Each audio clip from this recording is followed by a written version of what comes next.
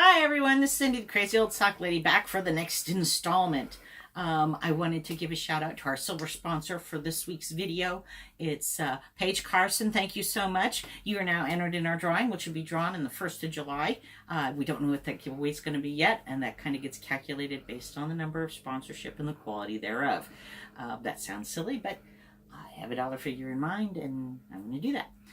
Today I wanted to talk about the sponsorships as well as what's on our Etsy page. So the sponsorships are there. So our CSM leak pads. I have 2 different sizes. This is the small, which is what I keep here in the studio. And then this is what I'm calling the medium, which I haven't used these yet. They're somewhere between this one and some gargantuan ones I made for Sherry a while back, and then didn't get them out to her like I was supposed to because I'm a terrible human being. But anyway, these are available, set of 5 in the smalls, set of 4 in the medium. They're both $15. You have the option to buy in to be a bronze sponsor on those as well. But I also wanted to give a shout out to our lovely Willie, because we have had more fun with the F-bomb lately. So it's fantastic. I've had several requests lately for the pattern for a sock that I make, and I'm going to show you 3 different variables of it and tell you a little bit about them. These are made on the 60. They have a mock rib across the top, and then they're a 1x1 mock rib here. The next pair I made on Phoenix with the 48 cylinder. I made these for my granddaughter, and these don't have the mock rib across the foot, but they do have the 1x1 mock rib on the cuff. And then the last pair is the mock rib on the top of the foot, and I did not change the cuff setting. I mean the cuff setting to a 1x1. I left it as a 4x1 mock rib. And so what I wanted to do with everybody is tell everybody kind of how to make them on a CSM. So we're going to go over the toe up, and then we'll go over the cuff down. So they're not really hard to do. They're really easy. So the hardest part is the cuff. So the toe up, make your normal thing.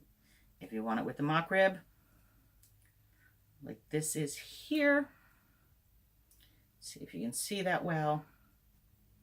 Maybe it's easier to see the mock rib on the purple here, but you can see here I have mock ribs and they are well centered.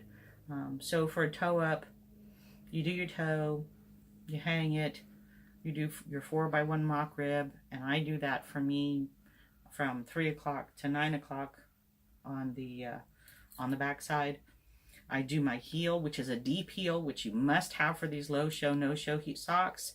Otherwise, they'll be buried in your foot. So if you do the mock rib on the top of these socks, when you, and this is on the 60, I do 2 deep, for 2 extra needles for the deep. I anchor it to this needle back behind here. So after I get this all stitched around, I anchor it. I wrap that needle on both sides at the beginning of the sock, and at the beginning of the heel and at the end of the heel. And what that does is it allows you to have no gargantuan hole right here. So you still have the mock, but you don't have a big hole. Otherwise you'd have a big hole here. Then after you get done with the heel, you crank 3 rows around, just 3. And then if you're going to do the 1x1 mock rib, you crank 10 rows, and then you literally, count down 10 and hang them, and use the tips and trick video to show you how to, so you know which one to pull first, so you know that you're staying on the same row all the way around. If you're doing it as a cuff down, it's an easy sock. 10 rows, hang the hem, 3 rows, deep heel, foot, toe. It's really pretty simple. The variations on this can be really cool because like this one here, I made these for my granddaughter, and she did not like the mock ribbing. So when I made hers on the 48, and I didn't give her any mock ribbing. So you can do it with mock ribbing, with regular ribbing, without. I like it this way. I do the wrapped heel. I always do a deep heel on any short sock. This one here has a slightly different cuff. So when I come out of this for the toe up, instead of changing it over to the 1x1, that first row around, after I finish up the last row in the heel, I'll stop over here and I'll take out every 5th needle, so I get my 4x1 mock rib. And I literally do that. And if you look, this is what I love about making this sock, is I change it over, and yeah, there's that little tiny hole that you get when you change it over and you slide it. But because the way this comes out, you don't see any of those holes in the sock in any place, like across the top of the toe here. You don't get those little holes. That's the advantage to a toe-up sock. I really like that.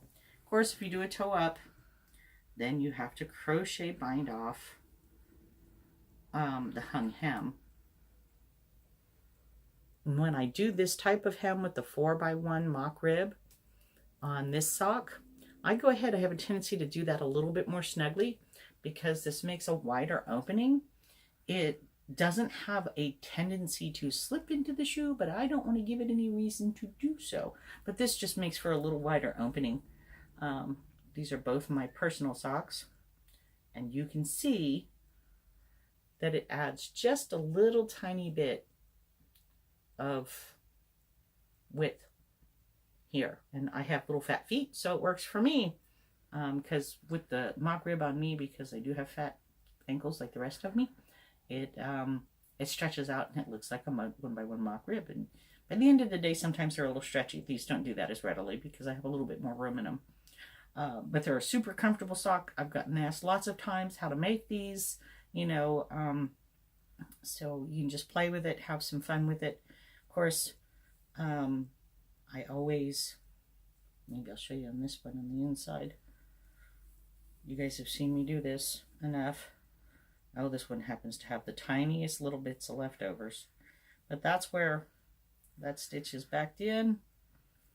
And I've worn these socks a lot. And you can see that all that buried stuff, when I make my socks and that tail's left over and I pull it in, it stays put. Oh, there it is. Right there. It's trying to sneak out. Oh, it's naughty. I can snip that. Buggered. I almost said a bad word. And then we'd have had like set off some atomic bomb somewhere. Yeah. Okay. Yeah. Thank you, Willie. I love the our little bomb, the F-bomb. I can't say it on YouTube, but I can have one. But anyway, I want to share this because people ask about it often. And, you know, if anybody needs more detail, if you're new, please hit us up on Facebook. It's the Crazy Old Sock Lady. Please, you know, don't forget to like and subscribe here. Don't forget to like and follow on Facebook. Don't forget to check out our Etsy shop, which is the Crazy Old Sock Lady. We'll have more goodies in there. If you have anything that you'd like to see or more detail about anything, please let us know in the comments below. Hit us up on Facebook, you know, holler at us on the Instagram. The Spawn takes care of the Instagram for me, so because I don't have a clue. I don't get it. But that's okay. But anyway, I'm having too much fun doing all this fun stuff. And I got socks. It's like sock porn. I got sock porn. I got sock porn. Sorry, Autumn. I love butt plugs. I know, I'm silly. But anyway, I have lots of fun all the time, and I love doing this. But we could use a little support and help us getting better content and getting better tools. Oh, and by the by, for those who don't know, we did a variegated vat dye. This is the product of that. So we made ourselves a pair of low no-shows, and here is the rest of it. And I believe I'm going to make another pair of these, probably in a standard lady size 7 to 9, and put them up on the Etsy page.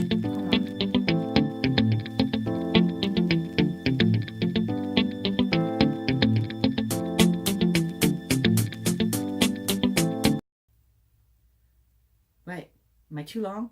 No, I just don't know how much of this is going to end up in there. That's okay. It doesn't matter. It doesn't matter. I have to edit it. Or but you can just cut it out, throw it all away, or if you want to fit something in, and we had a lot of fun doing the variegated vat dye, and it was a cool process, and we broke all kinds of rules. We were so naughty. We broke lots of yarn rules. We put it in dry.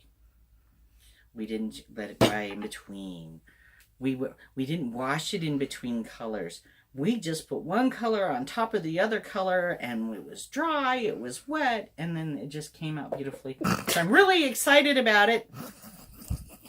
What? I'm sorry. What did I say? It just sounded really pornographic. Oh, but it's sock porn.